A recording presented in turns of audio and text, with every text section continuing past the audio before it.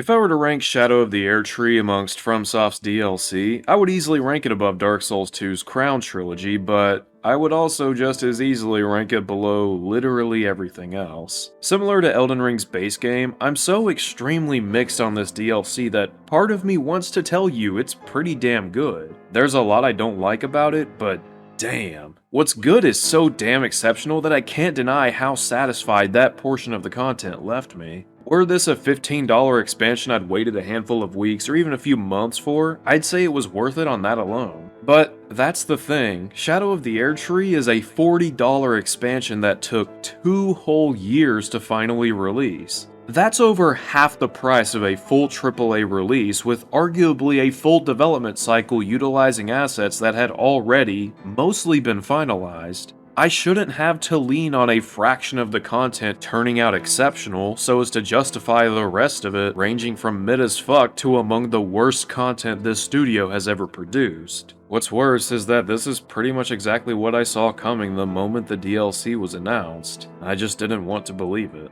I've never had quite the love-hate relationship with a game that I do with Elden Ring. There's so much about it that I think is truly remarkable, but there's also so much of it that ranges from just okay to downright abysmal. I wish I could just play this game and enjoy it, I really do, so when the DLC was announced all the way back in February of 2023, you can probably imagine that I felt a strange mix of emotions. Obviously, I wanted it to turn out great. FromSoft is a studio that I admire, or used to at this point, and I was obviously invested in Elden Ring even before I'd played the DLC. I don't spend hundreds of hours writing, recording, editing, and producing this many hours of content without some sort of passion behind the work. I thought maybe, if nothing else, I could at least enjoy the DLC for what it was and walk away having had a pretty good time. Unfortunately, that's not all that I took away from my time with this DLC, and I guess now it's time for me to talk about that. For the sake of brevity, I've structured this video to focus primarily on the open world, difficulty, and of course, the bosses. I don't really have anything new to take away from the DLC as far as artistic and auditory direction. The game still looks and sounds phenomenal, so, you know, gold stars for that. As far as the general gameplay goes, there are a handful of new weapons, spells, and weapon types that were pretty fun to experiment with. I especially enjoyed Rolana's twin swords, but otherwise, I mean, it's basically more Elden Ring, and I don't even mean that as a knock. It's not like this is a completely different game or anything. Same goes for the enemy design. The Lion Warriors were probably the best of the lot, not sure why they respawn though. The Scorpions were cool, but I don't think they ever so much as registered as a threat once I realized how pitifully weak they were. The Fire Giant Golems were really damn boring because you basically just hammer away at them for several minutes straight while jumping to avoid their very repetitive stomps. These spin to win motherfuckers looked ridiculous and only ever managed to even come close to killing me once. These leech things and the finger ruins were similarly about as annoying as trying to pass a kidney stone, believe me I would know, but they also never even registered in my head as having a snowball's chance in hell at killing me without basically my own personal compliance. Let's see, what else do we got? FromSoft still can't design a functioning flying enemy to save their lives, it would seem. The pod amalgamations had a pretty kick-ass design, even if they were kind of a joke. Mesmer's pyromancers were kind of cool, I guess. And yeah, there you go. Otherwise, it's pretty much more Elden Ring. If you like that, cool. If you don't, alright. There is one particularly unique enemy I will be talking about later though, so hey, get hyped. To briefly surmise my thoughts on this DLC though, I think Shadow of the Erdtree is a frustratingly disappointing expansion to a frustratingly disappointing game. There's a fair amount here that I found genuinely remarkable, like, seriously, I'm going to be gushing about this shit. But god damn if it isn't bogged down by some of the absolute worst content this studio has ever produced. Combine that with an underdeveloped faux leveling system that makes the base game look like a tour de force in balancing, all locked in the confines of a map that's frustrating and monotonous to navigate, and I don't imagine that I need to tell you that I find myself in strong disagreement with the consensus among critics that this is the single greatest DLC ever produced for a video game. I am sincerely convinced that people are just trolling when they say shit like that at this point. Anyways, let's start with talking about the map. Shadow of the Erdtree's map is fine, I guess. It's a lot like the base game's map in that there's a surprisingly high volume of secret paths, minor dungeons, field bosses. Yeah, I'll get to that eventually. One thing I will say is that I was pretty impressed with the sheer variety in locales. The map was originally teased to be on par with Limgrave size-wise, and while that's certainly true, I was pleasantly surprised by just how much variety there was. The Cerulean Coast, the Ruinous Fissure, the Finger Ruins, hell, we even got ourselves a good old-fashioned secret sky castle. Eat your heart out, Harris. There is a lot to uncover here, and I was also quite happy to see that there was no shortage of functional platforming either. I know I'm probably the one person who actually genuinely enjoys Elden Ring's platforming, but I don't know. It just works. It's not exceptional, obviously it's no Sackboy or Jak and Daxter, but it works in the context of what it's trying for, and the level design is full of those classic FromSoft moments where you realize where one path leads and go, oh, okay, alright. I can't imagine anyone this far in this godforsaken critique is unfamiliar with FromSoft games, so I doubt that I need to explain why these kinds of moments can feel so satisfying at this point. If you know, you know. If you don't, what the fuck are you doing here? Another major plus I have to give this expansion is the fact that, holy shit, the main quest actually has direction to it! What a concept! And it feels totally in line with FromSoft's best works. When you first enter the DLC, you're given a pretty clear path leading straight to the tower settlement of Bellerat. There's practically no way you're going to miss this very glaringly obvious pathway, making it a very clear pointer to where you ought to go first. I'll talk about the dungeon design soon enough, but what's important to note here is that the enemy set itself ranges from pretty easy to really damn challenging. Not only is this appropriate for the intended first dungeon, but it prevents the player from feeling like they need to turn around and fuck off somewhere else like the base game is so prone to doing. Upon defeating the dungeon's boss, you'll reach a point where you can no longer proceed, but not without being given a clue as to what to do next. Just past the Dancing Lion boss room is a note saying to follow Mikola's crosses out east, where perhaps we can find a way past the branches that prevent us from entering the secret sky castle. And wouldn't you know it, if we somehow find ourselves beating Romina before Mesmer, we discover the only way to eradicate this tomfoolery is with the Flame of Mesmer, who we can discover through pretty minimal investigating as somewhere within the Shadow Keep. That is how you do it, ladies and gentlemen. They sparingly implemented indirect guidance that feels both completely organic and nevertheless satisfying to uncover without breaking your immersion or forcing you to resort to Google just so you can get an answer on what the fuck it is that you're supposed to even be doing. Here's a big path. At the end of it, you're told to go east while following certain landmarks, and eventually you'll reach a point where you'll need a thing from a boss in a dungeon. Not only that, but there's a good chance you'll actually get kinda lost somewhere along the way. The Shadow Keep is a pretty damn expansive dungeon, and it's not as if the map itself doesn't lead off in a multitude of directions from any one point. So even though you have a goal in mind, it's completely on you to piece together and navigate these locations. I've been pretty transparent that I think the base game utterly failed at striking this balance of not telling the player too much while also giving them just enough, but Shadow of the Erdtree makes it look almost effortless. It's so simple and yet so good. Seriously, nice fucking work, FromSoft. You almost nailed it with this map. I say almost because holy fucking Christ, why are there so many goddamn cliffs in this DLC? Wow, Loveless, really? Too many cliffs? Yes, cliffs. As you may or may not be aware, Elden Ring has this thing called fall damage, meaning that in order to circumnavigate a cliff, you need to find another way around. So what's the problem? Allow me to show you. You see that spot down there? Looks pretty neat. How do you get there? Well, unfortunately, it ain't quite as simple as following the cliffside to a drop-off point, or unlocking a magical shortcut, or taking an elevator, or, oh, I don't know, platforming? Nope. Turns out what you're supposed to do is start all the way up here, follow a very specific path downward, do some platforming until you get down here, go the opposite direction of the place you want to be, climb a fucking dragon carcass, and then follow that path to that spot. I hope you weren't hyping up what could be waiting for you down there like I was, because it's yet another fire golem, yet another deathrite bird, yet another tibia mariner, and yet another hungry fucking hippo. This spot was a frustration to even reach, and all it had was another batch of recycled bosses. And that's not even counting those encountered along the way. And you see now why maybe, just maybe, I find it really goddamn annoying to jump through so many hoops just so I can reach this one particular spot that turned out to not even be worth going to in the first place.